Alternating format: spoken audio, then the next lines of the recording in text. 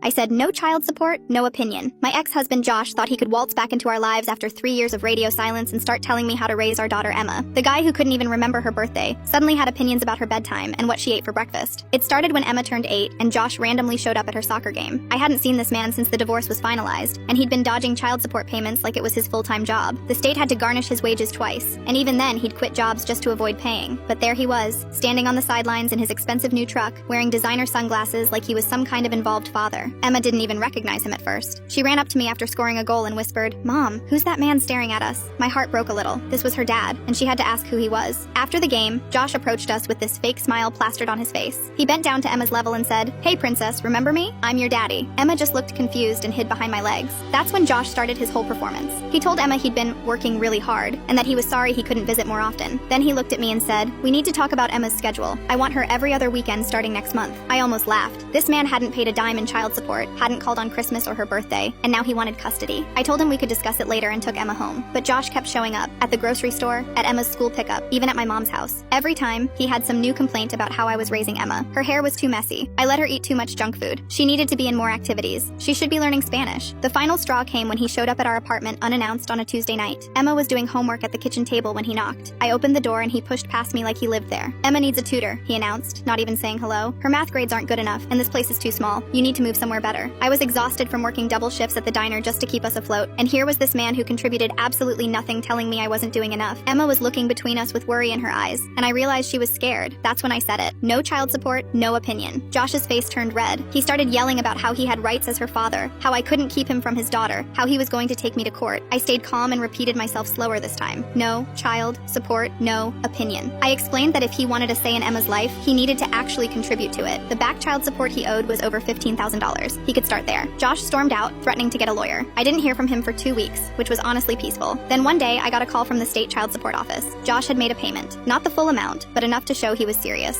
That weekend, he asked if he could take Emma to the park. I said yes, but only for 2 hours, and I wanted her back before dinner. He agreed. Emma came home talking about how they fed the ducks and got ice cream. She seemed happy, but not overly excited. When I asked if she wanted to see him again, she shrugged and said, "I guess